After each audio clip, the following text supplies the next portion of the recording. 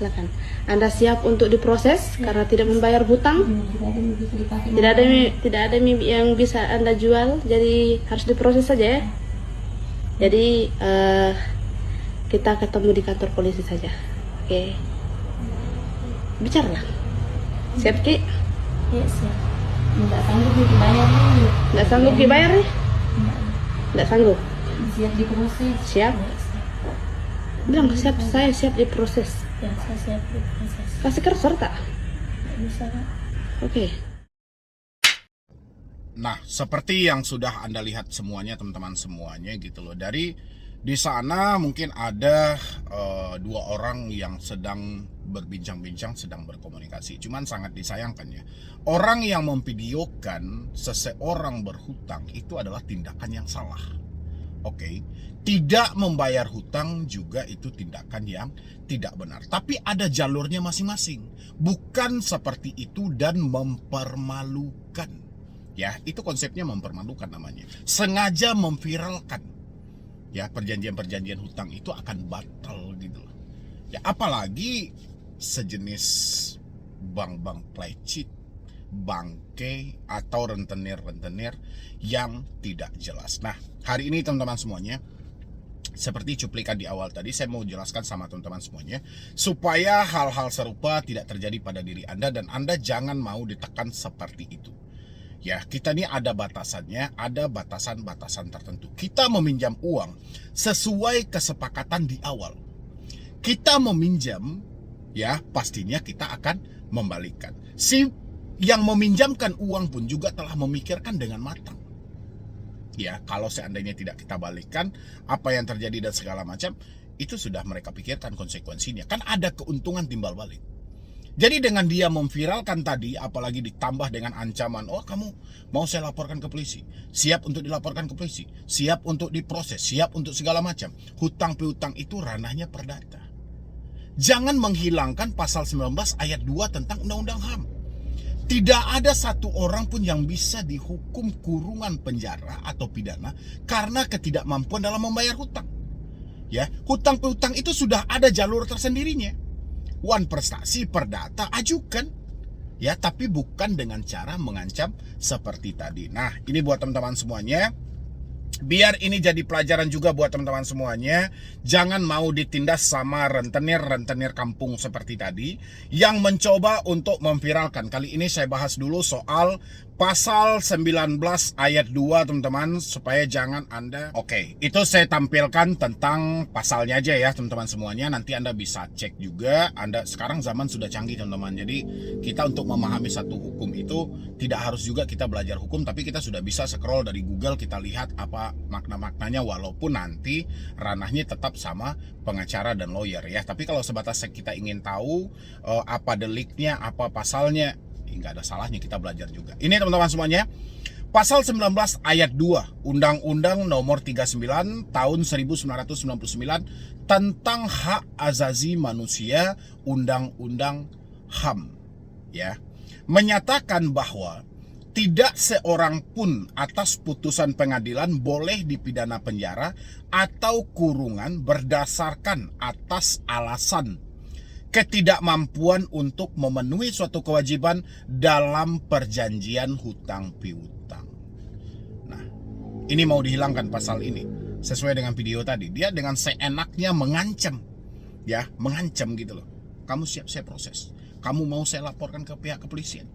Ya, saya sudah mencari tahu informasinya. Kebetulan tadi saya juga sudah mendapatkan, katanya yang bersangkutan menyampaikan itu tetangga saya, dan kebetulan terjadinya di daerah mana tadi tuh, lupa juga saya, yang jelas di daerah bagian Sulawesi gitu loh ya, tetangga saya.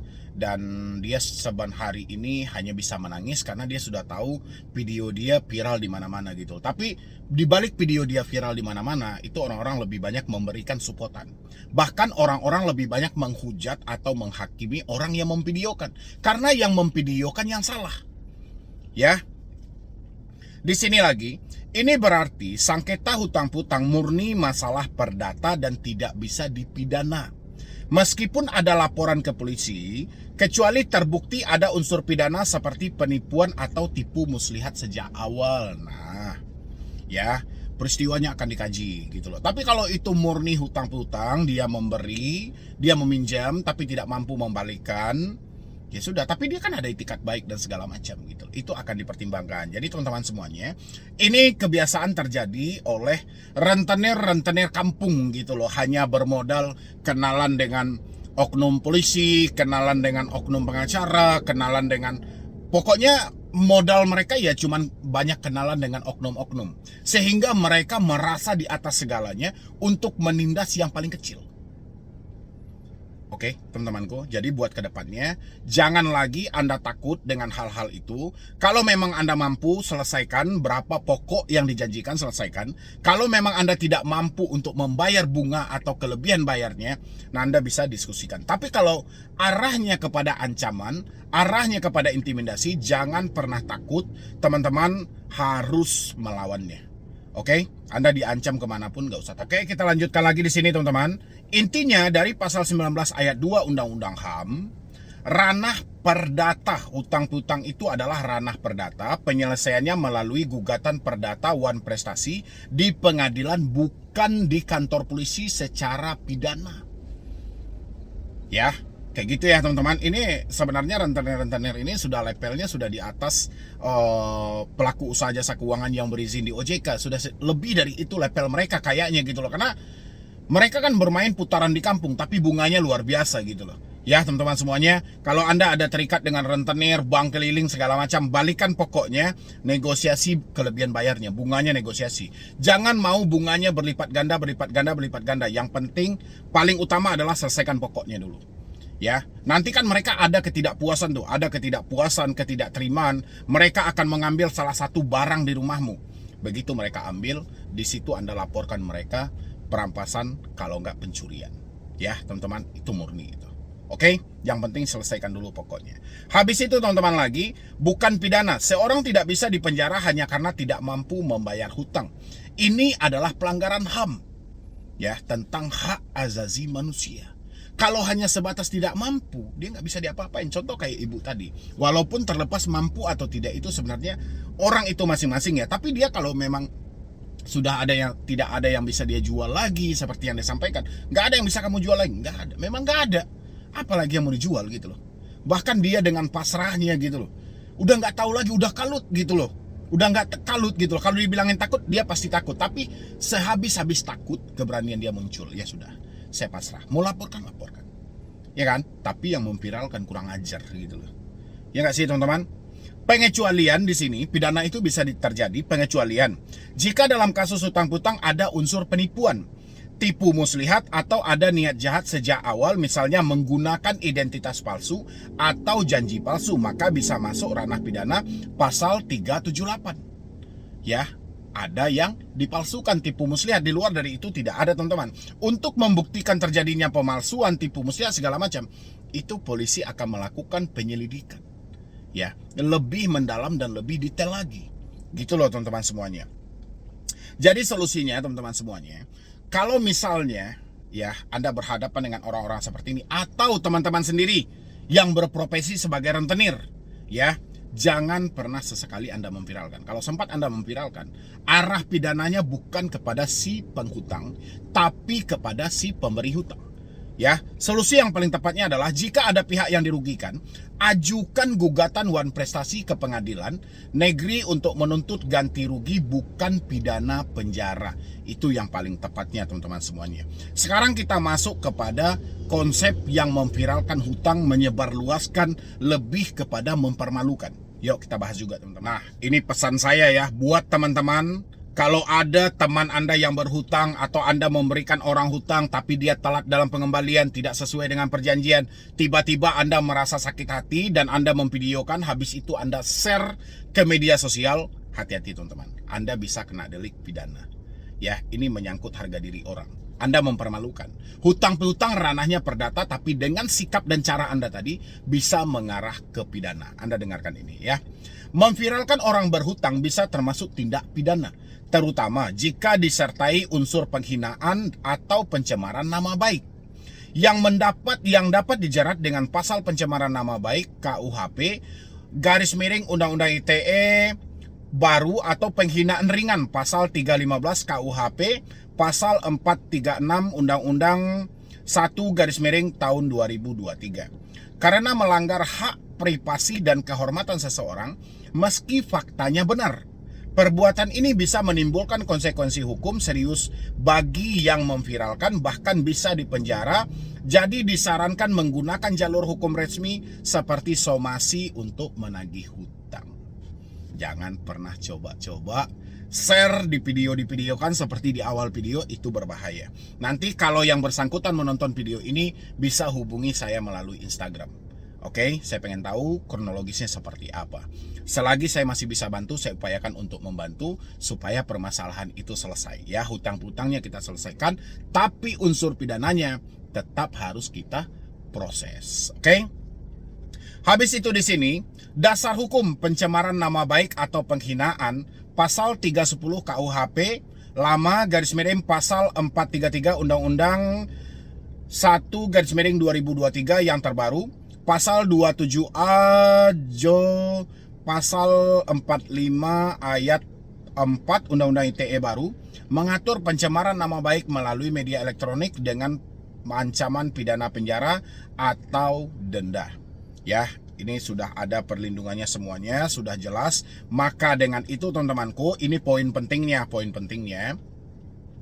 Bahkan jika faktanya benar, menyebarkan fakta hutang tetap bisa dipidana jika tujuannya mempermalukan dan menggunakan kata-kata yang merendahkan karena melanggar kehormatan. Ya, yang kedua adalah perjanjian memviralkan batal.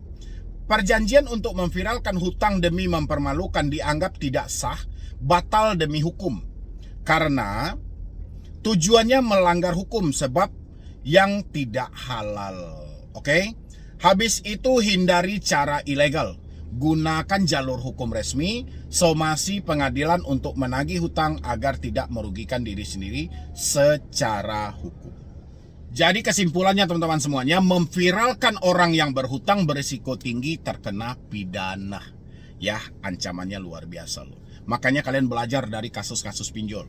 Debt collector pinjol itu, dia mengancam, memviralkan, mengintimidasi, menyebarluaskan data orang, tapi dia tidak berani menyebutkan nama aplikasi. Lah ini, ya langsung terang-terangan. Gila gak itu? Ya teman-teman semuanya, isi pendapat Anda di dalam kolom komentar. Kalau ada kejadian yang sama juga, jangan mau ditindas. Anda sudah tahu jalurnya seperti apa, sudah tahu konsepnya seperti apa. Yang namanya hutang-hutang ranahnya perdata. Ya, selagi kita belum mampu, kita mau bayar pakai apa. Yang penting kita sudah menunjukkan itikat baik. Tapi kalau mereka memviralkan dengan maksud mempermalukan, merendahkan kita, Anda laporkan ke pihak kepolisian dengan pencemaran nama baik. Itu bisa Anda tuntut dengan Undang-Undang ITE, teman-temanku. Ya, jadi sekian dulu dari saya, Medi Broni. Wassalam. Silakan. Anda siap untuk diproses karena tidak membayar hutang? Tidak ada yang bisa Anda jual, jadi harus diproses saja ya. Jadi kita ketemu di kantor polisi saja. Oke. Bicaralah. Siap, Ki? Ya, siap. Nggak sanggup dibayar nih. Nggak sanggup dibayar nih? Nggak sanggup. Siap diproses. Siap.